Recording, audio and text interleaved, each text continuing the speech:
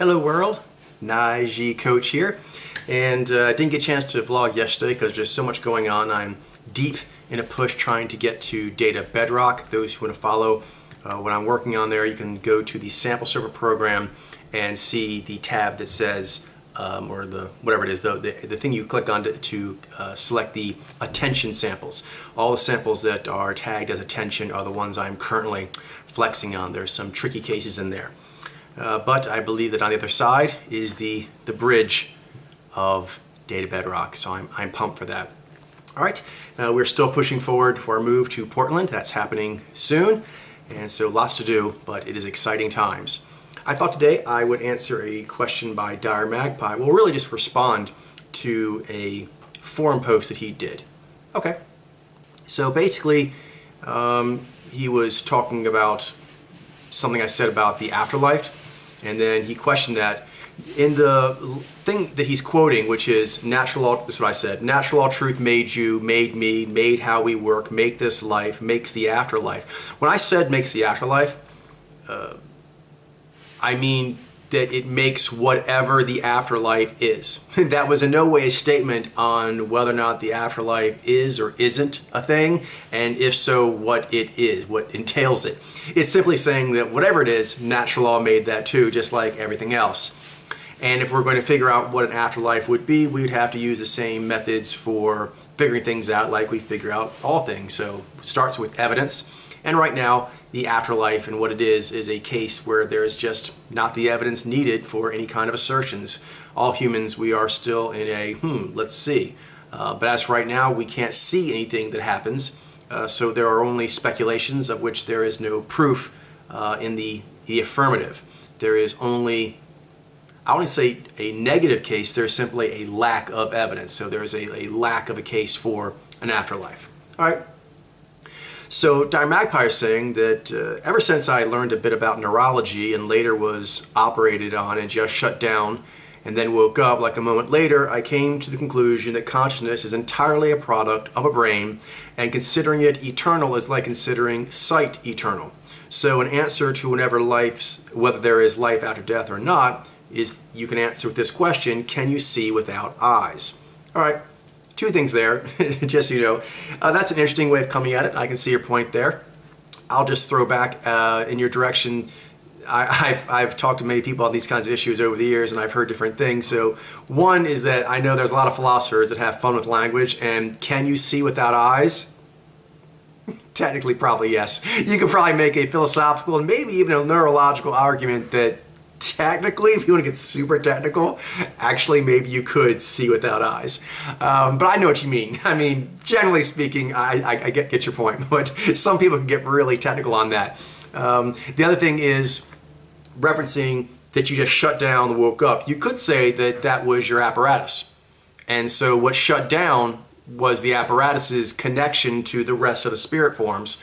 So when your brain went off, so did your connection. But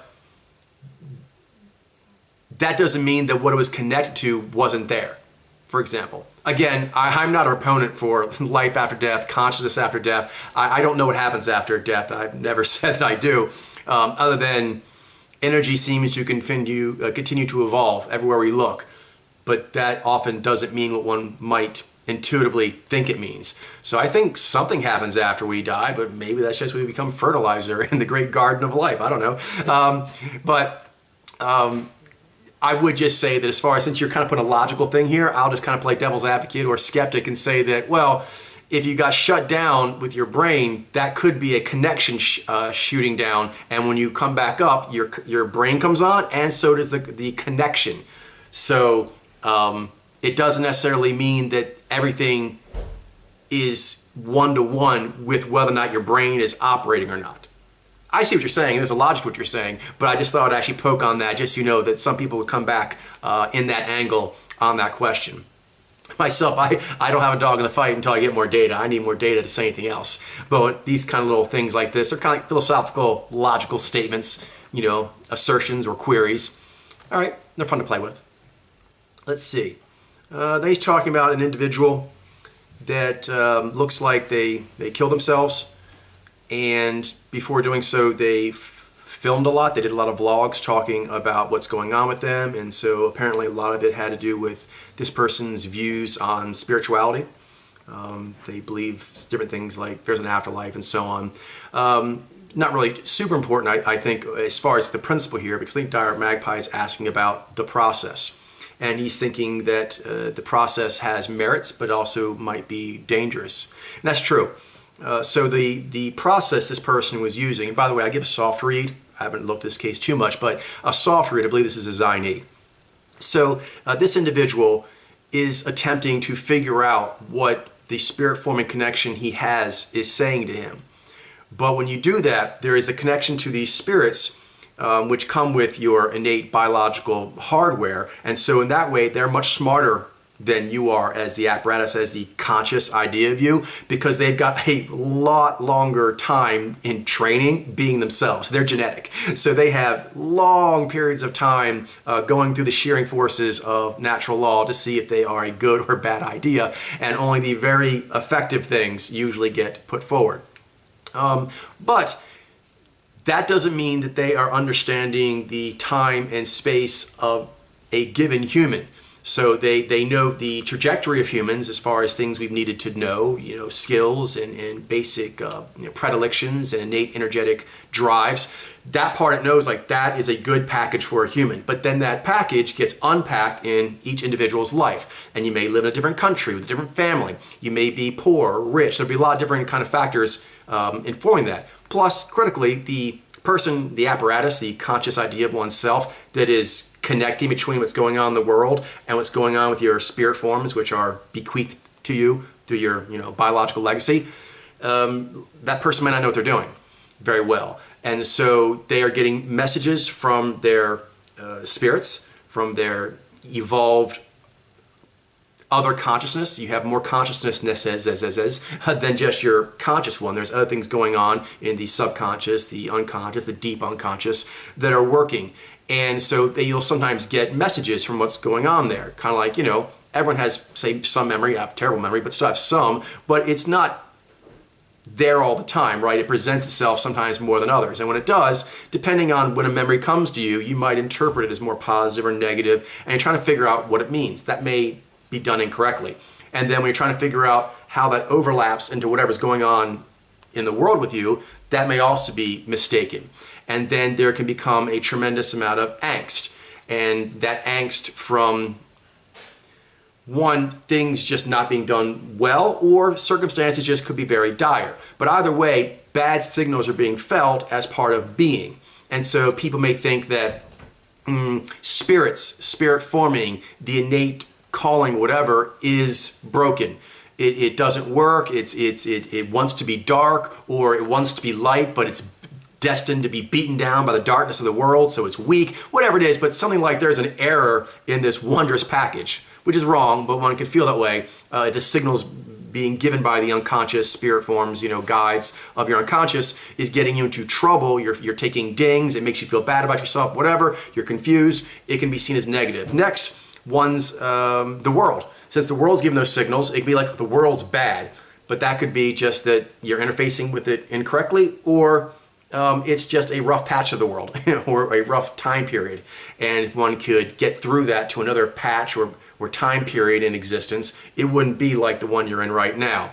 So there's that. And then, of course, one can think that they themselves, as the messenger, arbiter, representative, whatever you would call it, the go-between between these two worlds and the influences they have, you're like, I suck at this. And there's two kinds of sucking. There's like you innately suck, and there's sucked because you are confused, not playing well. That happens for sure, the latter. But the former actually is not true. You're built amazingly. If you look at what we know of the cosmos, it is a very, very lucky thing to be born on Earth. We are singular, or more likely, very, very, very rare. So I think even accounting for other life forms, other planets, being here on Earth is quite a rare treat. And to be as advanced in life forms as we are is an advanced treat. And then the gifts you are given are amazing, top of the energetic food chain. So good stuff. But that can be confusing, and often spirits can I would say cause confusion, but the person trying to interpret what they're saying can get confused because their messages, what they're saying may not be something you're ready to hear or can understand its meaning as how you would apply it. Okay, so let's see here. Anything else? So he's quoting something else I said here, and then he said, so spirits are heavily influenced by input. I suspected so. Okay, influence. I'm going to use some fine word splicing here or semantics because it's important. Is the spirits themselves are not heavily influenced. They were already influenced by the long periods before of the biological evolution that brought them to being the package you were born with. So that's not going to be heavily influenced by anything in this lifetime because it took many, many, many, many, many lifetimes of evolution to get that package to be where it is now. So no, not a lot's going to be influencing that. What can be heavily influenced is the relationship you have with it. Because in order to understand, for example, how spirit forming works, it's really helpful that you know about mojo, because things like the fact that your Daryu is going to tend to be associated with your modulation powers. Knowing what modulation is, knowing what the powers are that you have that are modulation and how that works will make the process of understanding your Daryu and being successful much higher. It'll be harder if you are coming to your Daryu just in pain. And then your Daryu will often react to you by just giving you whatever salve it can to get you up and running, bandaged and on its way. Even that's not the healthiest bandaging, but it all knows you're in dire pain. And so it's doing the right thing technically for how you're presenting yourself. It's trying to just bandage you up.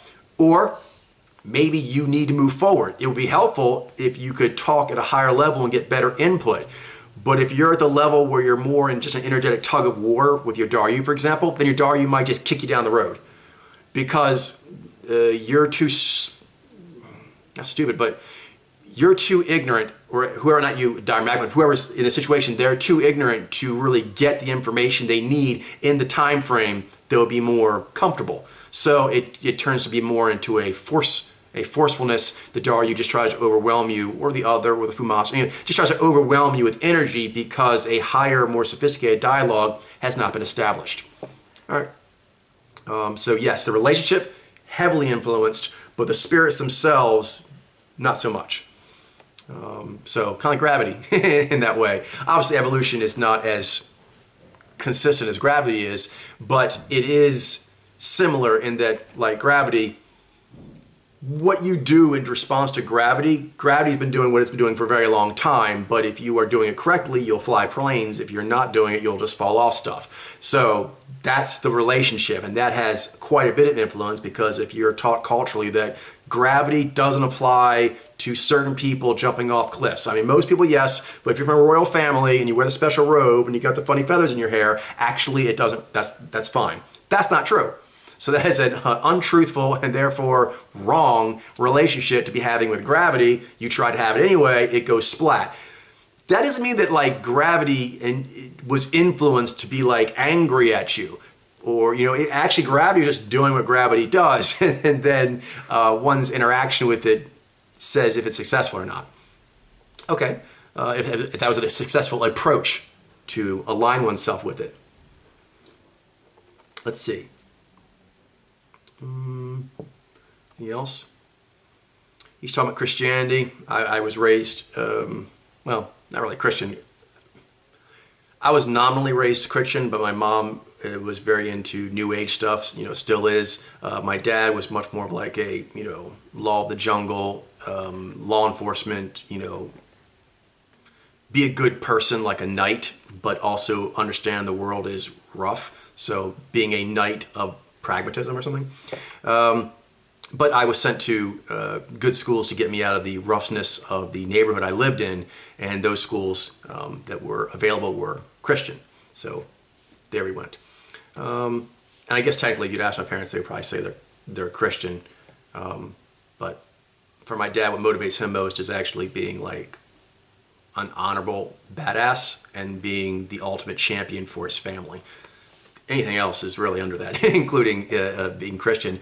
And my mom, she's more like a New Age shamanic kind of person, and she has a definition of God that can fit within those confines, but a lot of people's definition of God that's more mainstream would not be the same as hers. All right, let's see. And I'm not a deist at all. Let's see.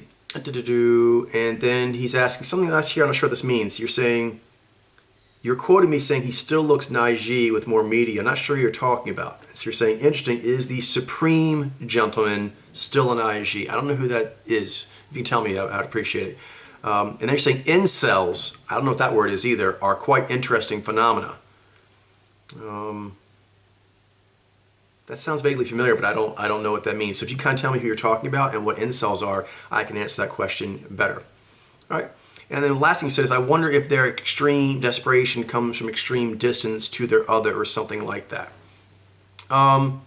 It can be. There's all kinds of combinations. We could talk to the cows come home and that'd be fun. But just some general ones is people can feel swallowed by their mazout. They can feel like the mazout, which is supposed to be serving them, has actually become more important than them. Like them being a doctor is more important than them being Bob. And after a while, they're like, would people even care what happened to Bob if I stopped being the doctor? I don't think people care about me at all, except that I could be a doctor. And so that can cause quite a bit of existential angst, desperation, as one feels that they are being validated for something that's not them necessarily, but just something they're wearing. Then with the Daryu, can cause a lot of existential angst there when emergency kind of things are happening in one's environment and they're getting emergency spirit forming from the Daryu and one doesn't know how to deal with it. The Daryu often uses levers of discomfort to get one to move. They're making you feel very angry, making you feel very scared, making you feel very confused. So those things can feel like I can't take this state anymore, and so desperation comes more from like a pressure cooker kind of thing. So one is I feel like a zombie, the other one is the pressure cooker. Then with the other, it's more you're talking about here, it is the distance and critically the awareness of the distance, aware that there's something more you're supposed to be, there's supposed to be a union of opposites, there's something that your talents were supposed to be matured and developed so they could link up with, and you're just like, I don't know how to get those talents to that point, I don't know where the other creature is, I don't know how it works, but I know it's supposed to, and I know that I'm not doing it. And so there's a large feeling of like, I'm not doing what I was supposed to do to complete myself. So there's a feeling of, longing for completion and validation of being you and being the heroic version of you and knowing that you're not getting it. So that causes a lot of discomfort in a loneliness, being pulled towards a goal that you just can't seem to reach. And then actually a little bit there, then the Fumasta is sort of related to greatness for everyone to some degree, which is that you are fulfilling the purpose you're supposed to be doing. And the lower ones obviously, go into that to some degree, but with the Fumasta, it is an awareness that every moment you are being or not being your best self. And so an overwhelming feeling of failure, that I am not the master form. There is a master form, separate from being complete. The other, it's more like I lack completion. With the Fumasta, it's more, although it can be related obviously, it's more that I have failed. I failed in the story I am supposed to be doing, which is why you can feel this even if you have your other and you're feeling a good relationship and you're like, complete in that way, but it's not being used as a full story to go on some purposeful life quest, get meaning for life. So lack of meaning. Lack of meaning / I am failing to get that meaning. And so those can all cause quite a bit of distress. Even the shiny baby in a way can cause, and I think I've mentioned this before, there are certain traditions in Buddhism, for example, meditation. My mom did a lot of meditation with me growing up. But one of the things that they have is that like a bardo system, some of them do, which kind of resembles, the first bardo is kind of the apparatus coming out of the mazout. And then the second bardo is going up the elevator of enlightenment, Daryu, other Fumasta. And then the mergings is the third bardo. I forget if it's 3, 2, 1 or 1, 2, 3, but there's 3 bardos. And they relate to that process. And often it is emphasized that the second bardo, the spirit form elevator portion, that these are demons or illusions, phantasms of your mind that are distracting you from getting up to the merging, the shiny baby. And meditation has a lot of wonderful benefits. So I just know I'm a big fan, and techniques that I don't even remember anymore, I do them autonomically, and it helps me when I am reading fifth gear, things like that. So meditation is a great mental practice. It's good to be disciplined about such a thing in general. One's spirit, one's mind, one's focus and clarity. It's good to train on that and get better. But there are some things that can happen. For example, you can meditate in order to go directly to the mergings as quickly as possible and not spend time in the middle area. But you need that because going up, you have to go through those challenges in order to earn the right to go up into merging. And then when you come down, you have to use those energies going out in the world to embody what your spirits want, to earn it that way. So you have to earn it up and down. Actually, you can try to meditate yourself in a little kind of like, consciousness hack and go around that effort and actually say that effort's wrong because that effort makes you want to have more powers. It makes you want to go on challenges. It makes you doubt yourself sometimes. It makes you want to do things in the world. It causes attachment. It causes you attachment to what your higher spirits want you to do and attachment to in the world how well that's actually going. And so you can try to like bypass this attachment to your peaking. No, that's not the way it works. But anyway, point is that there can be that when one is really trying to go to their shiny baby, kind of like a dope fix. That's what they're doing. They're kind of like hacking their consciousness to meditate into a merging state, get that delicious euphoria, the sense of all is well, you're one with everything, universal love, and that's great, and it's true. But it's true because it's part of this whole elevator of truth that you're supposed to be discovering and internalizing. So if not, what can happen is getting, kind of like any high that's not done correctly, what happens is that it gets harder and harder to meditate up to do that. After a while, you'll basically have to be meditating all the time to go around the elevator of enlightenment to get into the merging. But it'll start becoming harder and harder and harder to do that. And the spirit forming kind of gets to be like a dope fiend, like I want my shiny baby fix. I want that feel-good feeling. And so since they're not really doing the whole process, that's going to get harder and harder. And there's a feeling of like, oh, the dope's not as good as it used to be, or I have to work harder to get the dope, or in between going up to the shiny baby, I'm just twitching here like a fiend waiting for that next time to do my merging. And between mergings, I'm kind of just like a strung out loser, as far as consciousness goes, because one's consciousness has been hijacked for this purpose of just diving into the shiny baby pool, flailing around and that feels good for true love, and then you come out and you're like, I'll wait till I can do it again. Your spirits aren't really going to like that. They'll want you to do other things with your life, and you'll have to keep waving that off in order to go up that sort of like kind of like cheating pipeline. And your psyche is well developed, so it's going to actually do methodologies, including those things I mentioned before, with the Mazut, the Daryu, the other, and the Fumasta, to prevent that from happening. But that's another kind of pain people can have. So all 5 of those major spirit forms you talk about, there is that pain of it not going well. All right, that'll do for today, and I'll talk to you all next time.